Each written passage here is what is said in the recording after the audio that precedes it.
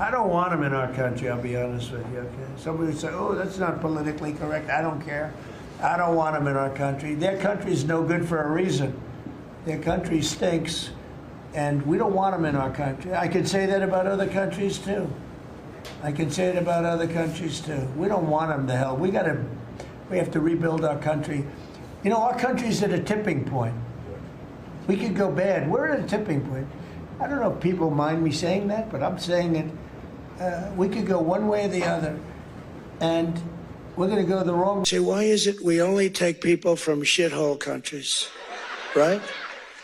Why can't we have some people from Norway, Sweden, just a few? Let us have a few. From Denmark, do you mind sending us a few people? Send us some nice people, do you mind?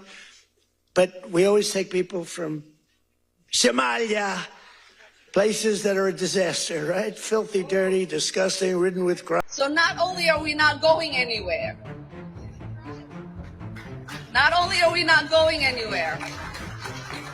we are not going to allow anybody to make us feel less Minnesotan or less American.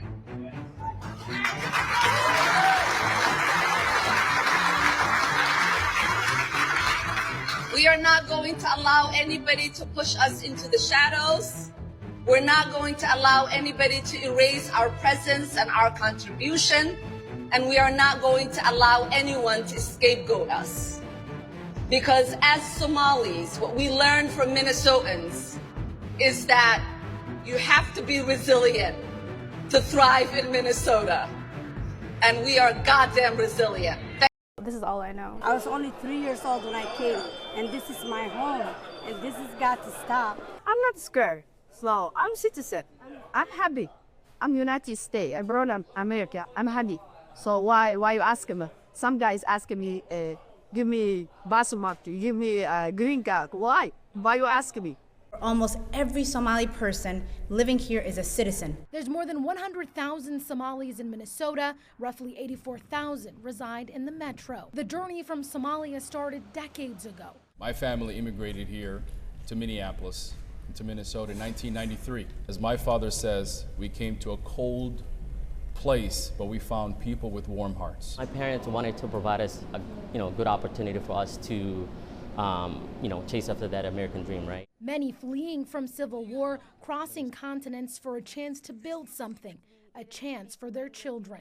For Sumaya Mahmoud, her parents' struggle paved the way for her to shine. Despite the rhetoric, she's grateful to be Somali and American. One thing they taught me was resilience and not letting, other people's perception of you limit what you can do for yourself. I was born in Kenya, and then I grew up here, started kindergarten, K through 12, all the way up to college here in Minnesota. And you know why Minnesota is one of the places that actually outside of East Africa, they have the largest Somali population, is because Minnesota was a perfect state, frankly, because of the infrastructure, the social services. The Lutherans and Catholic Charities were actually very instrumental in ensuring that refugees came to a place where they would be successful. And Minnesota was that place. The president obviously doesn't understand that the Somali immigrants in Minnesota, the people who came through the program, they came through a legal U.S. admissions refugee program.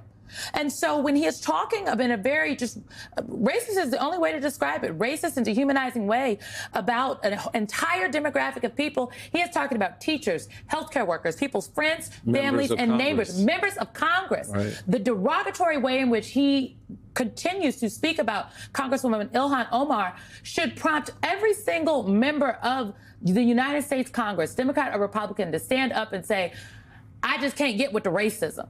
That's the very least they could do, regardless if you think you agree with Congresswoman Ilhan Omar or not. What he is doing is racist and it's dangerous. He is putting a target on the back of these folks, and he is using the full weight of the federal government. If the American people do not wake up to what is being created, we might not have an opportunity to fight back the authoritarian dictatorship that is in the making. This is not just about going after public education.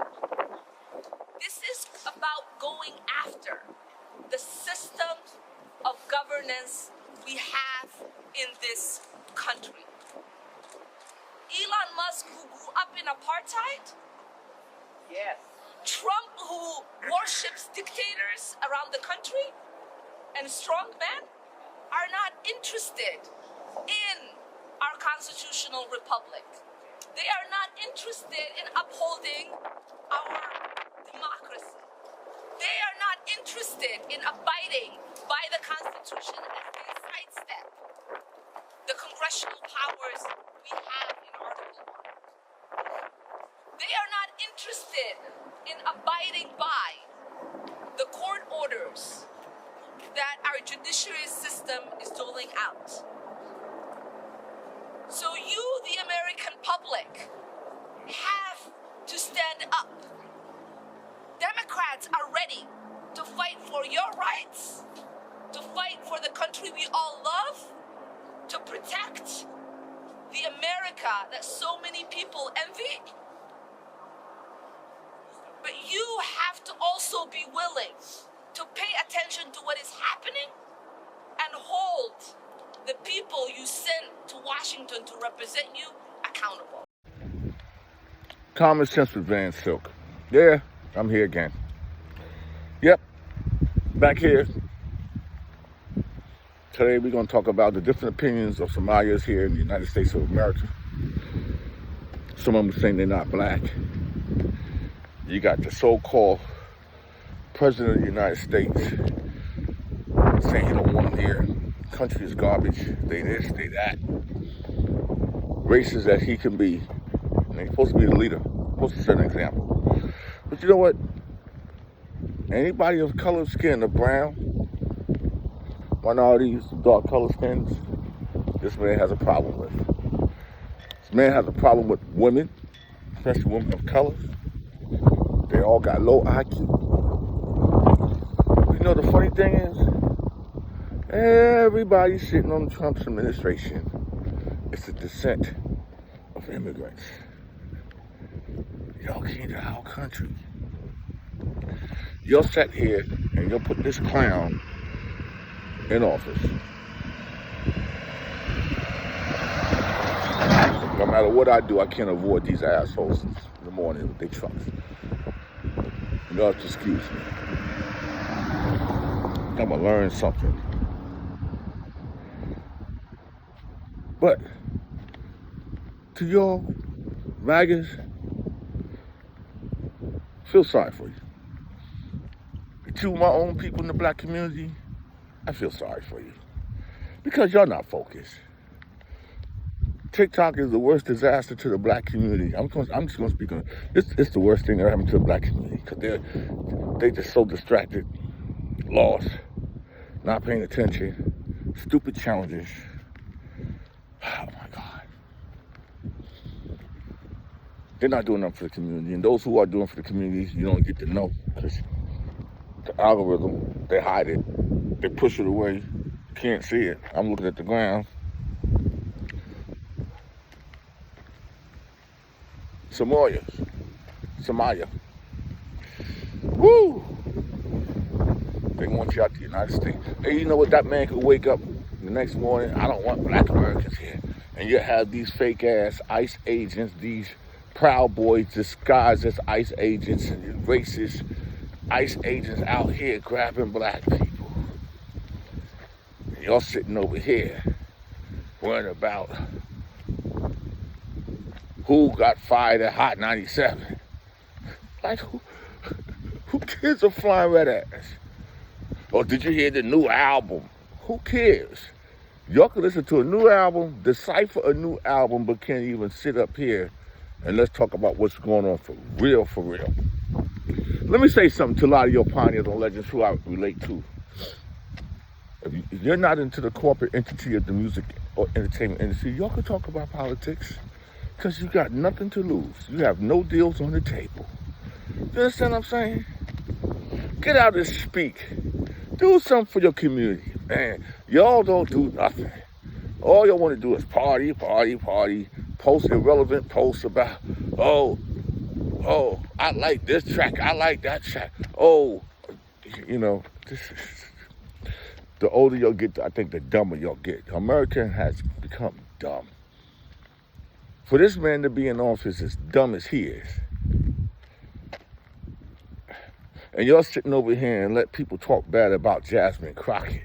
Don't say nothing. You women out here, you don't say nothing. It's only those with the intelligent level. Ain't the 304s, but they don't know shit. But it's sad to say. This man can pick on the Somalia. You got some good Somalia, but then you got a whole bunch of them saying they ain't black. If you ain't black, what are you? Please let me know, because I'm lost. We got a representative in Congress, Omar. Trump don't like her. Oh, she married her brother. This and that. Here, you got a man that cheated on his wife. You got a man involved with Jeffrey Epstein trying to cover that up. You got Kristi Noem, who's just the worst piece of crap among human existence. Pam Bondi, another one. All these beach blonde dummies that Trump put in his organization. And y'all sitting up here and don't even understand what's going on. Y'all won't even support the black women when they get their character assassinated. Y'all just sit there and won't even say anything. But back to the Somalia with common sense. Common sense with Van Silk. We don't get a lot of views in here, but you know what? It's just a thought to say, hey, the post was made. The intentions were good.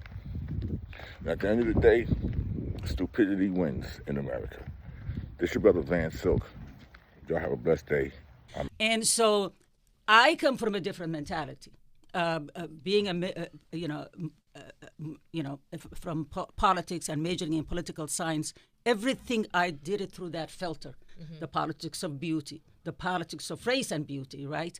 But at the same time, I came from a place that I was never treated like how they treated black African-American models. And I came from a place also that I have never, ever described myself before I came to the United States as a black person. I come from a black country. Yeah. So there was no reason for us to call ourselves black. You know, we were like Somalis, and we are fierce people. Yes. This is the only black African country that has one language and one religion. We made sure of that we had that unity. So I come from that kind of a place. So when I came here, what I did, the first thing when I heard about the tokenism and how they were pitching me against Beverly Johnson, who was the top model at that time. Yes, we've had her on our show. Speak on it. Yeah, I became friends with her. Yes. And so they will go together to jobs, right? If she couldn't do a job, she'll say, what about Iman? Or I couldn't do it. So all of a sudden, that door opened that there will be more black models can be used at the same time. Yes. Right? Because, we're not a cookie cutter. We don't all look alike. We're not only one. But also what they did with me is that they would say to me in a whole wide room, they will say to me, but you're more beautiful than them. Who's them? You know what I mean? Yeah. So they try to instill that in you, that you are better, because they need to have one person, right? So, and I always took that to an offense. And I've always said to them, and they would say, they've said like, the black community will say, she looks like a white woman dipped in chocolate.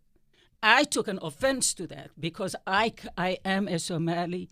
I have not a drop of blood of white in me. Not one drop. Not a drop.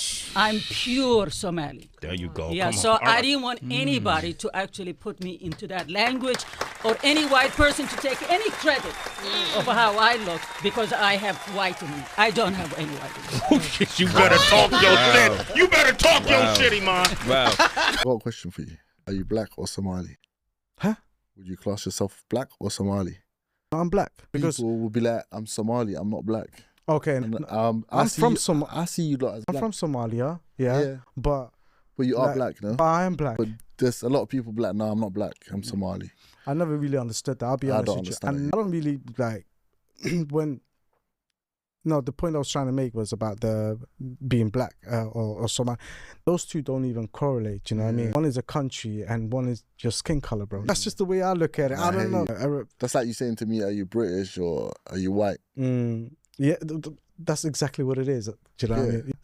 You know, I'm going to probably get a lot of backlash for this, but hey, allow me. You know what I mean? Are Somalis considered black? I'm sorry to be the one that sparks this debate, but it has to be done. I used to be of the opinion back in the day that, of course we're black. Somalis, look at our skin tone. But as the years went on, my opinion started to change. If you're asking, are Somali's skin tone black? Then of course, yes, our skin tone is. But then I realized as the years went on, it's nothing to do with skin tone, because even people who are considered black come in different shades of black. I started to realize that when people ask whether Somalis are black, it's a reference to, are Somalis the same as other fellow African countries such as Nigeria, Ghana, and the countries within West Africa. And then I thought, no, we're not the same as those people. Yes, we're all from Africa, but a Moroccan isn't the same as a Nigerian, and a Nigerian isn't the same as a Somali.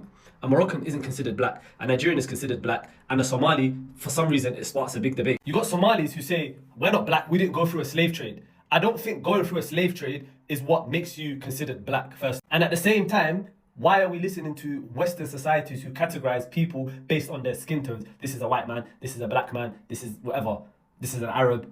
So my question is, because I still don't have a definitive answer, can Somalis consider themselves black? I mean, don't shoot the messenger. Somalis are not black. Let me explain why. Looking at me right now, chat, am I black? I'm literally brown. I'm literally brown, bro. Think about it as well. Somalis are Arabs. We're in the Arab leagues. We speak the Arab language. We eat the Arab food. Bro, think about it like this, bro. If a whole community doesn't regard themselves as black, we can't be black, bro. We literally can't be black, bro. Boogie, did you eat your brain cells? Really and truly, Somalis are Arabs, bro. Think about it, bro. We're in the Arab leagues. We speak the Arab language. Bro, tell me I'm not lying, bro. I've also announced a permanent pause on third world migration, including from hellholes. It used to be that these were the kind of illicit conversations that would be had in hushed tones behind closed doors, where the speaker would have to be sure that they were surrounded by other like-minded racists before they spewed their vitriol. But now, it's just par for the course.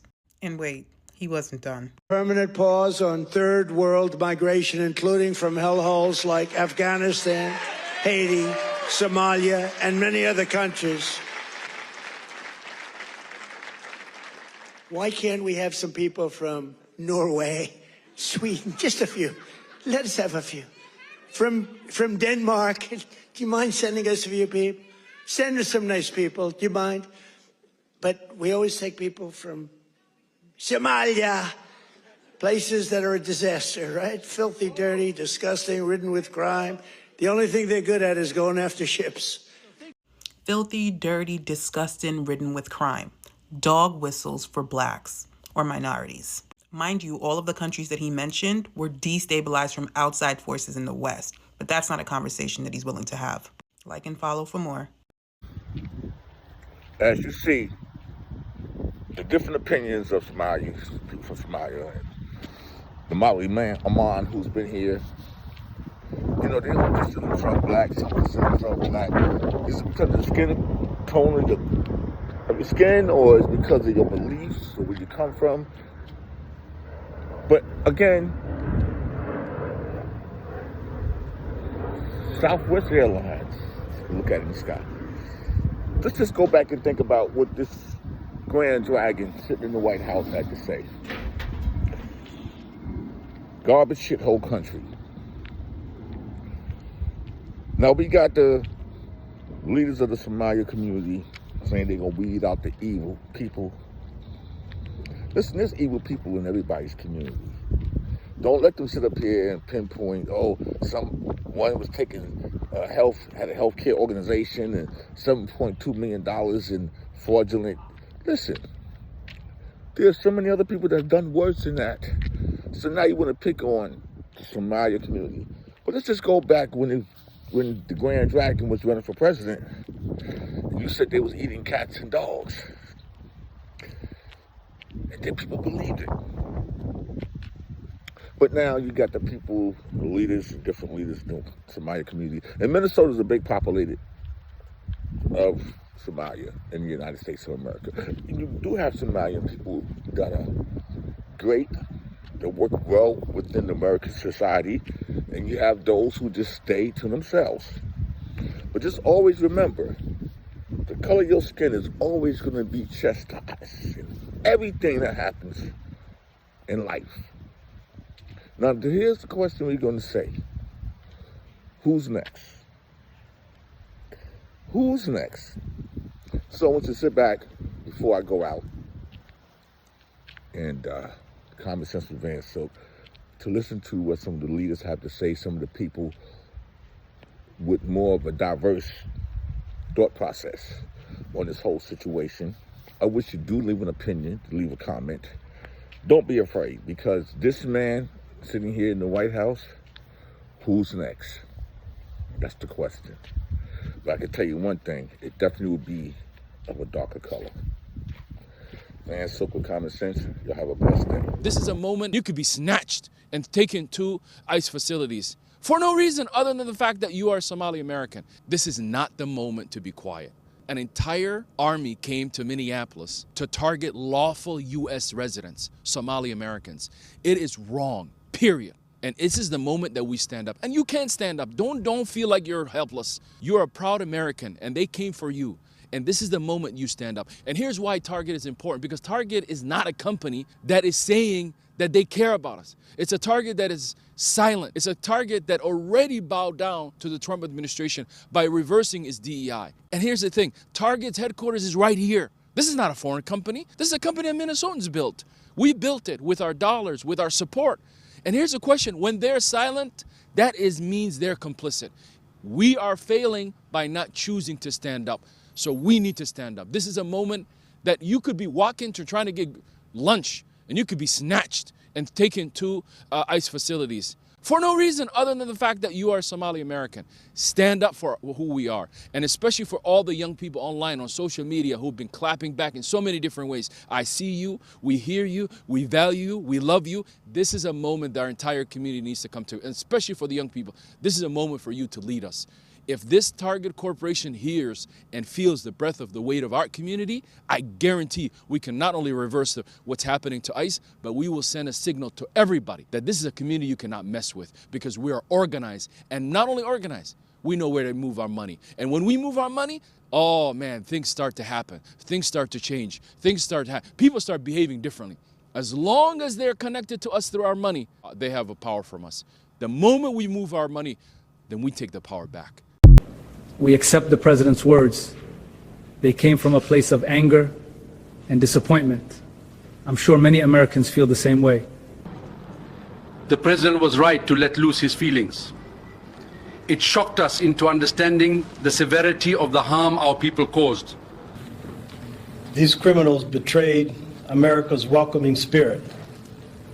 The scale of these crimes has stained the reputation of American Somalis. America's freedoms allowed us to build a unique community here in Minnesota. In return, we must promise to weed out any evil living among us. This evil came from within our community. And so, as an honorable community, we take responsibility. We must correct this wrongdoing. The only way to regain the trust of this nation is to root out crime, stay humble, and be forever grateful. That's the premise. So, as honorable Somalis, we are going to take on the responsibility of apologizing to all Americans. We are deeply, deeply sorry. The shame of this will haunt us forever. And hopefully over time you will come to forgive us. Thank you. Before carrying my passport around, I had a feeling of pride, and now I'm carrying it and it has a lot of darkness around it, because now I'm just like, I just want to get home safe to my kids. We're in Minneapolis, days after the Trump administration directed ICE to begin targeting and arresting undocumented Somali migrants in the city. The Somalians should be out of here. They've destroyed our country. We're going to go the wrong way if we keep taking in garbage into our country. People from Somalia are garbage. And I heard it the first time. It was heartbreaking, because not for myself, because I know I'm not. Munira Malamasak runs a primary care clinic in Minneapolis. To have the President of the United States say these things, I think it feels like I definitely don't belong. Minnesota is home to around 80,000 Somalis, many of whom were either born here or have been here for decades. Over 85% of Somalis here are U.S. citizens or legal permanent residents, but they still worry they could be wrongfully arrested. People are carrying not only their ID, but their passports. No one gets their passports out unless they're traveling overseas. But now, I'm carrying my passport, right? This local Somali shopping center would normally be packed on a Thursday afternoon, but today it's largely deserted. Americans like me have to feel like, okay, I can't leave without having proper documentation, and many people are doing that. My entire life has been public service. I have served in the Army National Guard for 6 years, and I was elected as the first person of color, the first Muslim, the first Somali, the first of many things to serve in the City Council in New Brighton.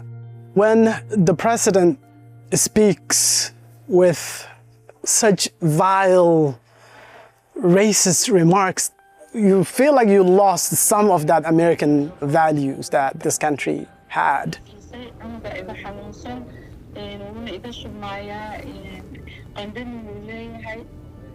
Ma imaan kartaa clinic mise guriga inaad ka baxdid waa ka cabsanaysaa. Back at the clinic, Munira says the fear is also affecting her patients. We have no one here today because we were told that ICE is around here. People are choosing to stay home. The Department of Homeland Security says ICE has arrested at least 19 people in Minneapolis since the raids began, including at least 8 Somali nationals accused of serious crimes. It's not clear if more raids are coming, but for now, Munir's biggest concern is how the president's words will affect her children. As a mom, not just a mom, but like a Somali mom, this is a scary time. I worry for my boys. I worry that a teacher may not give them the attention that they deserve. My daughter, I worry for. How can we get her to blend in a little bit more? Which is hard, right? To tell your kid to hide their own identity. I hope that they know that these words are touching real people and real people that love this country. I don't want them in our country, I'll be honest with you, okay? Somebody would say, oh, that's not politically correct. I don't care. We could go one way or the other, and we're going to go the wrong way if we keep taking in garbage into our country. Good afternoon, everybody. My name is Mubashir, and I never expected to be standing in front of all these cameras and microphones. But what happened to me cannot stay quiet. What happened to me was unjust, uncalled for. I was simply on my lunch break. I literally went downstairs from my building. I wasn't even outside for mere seconds before I seen a masked person running at me full speed. He tackled me, pushed me inside the restaurant. Like videos that will be released, I'm simply just standing still. And if this is what's happening to a U.S. American citizen on camera, imagine what could happen to your loved ones when there's no one around to witness what they do.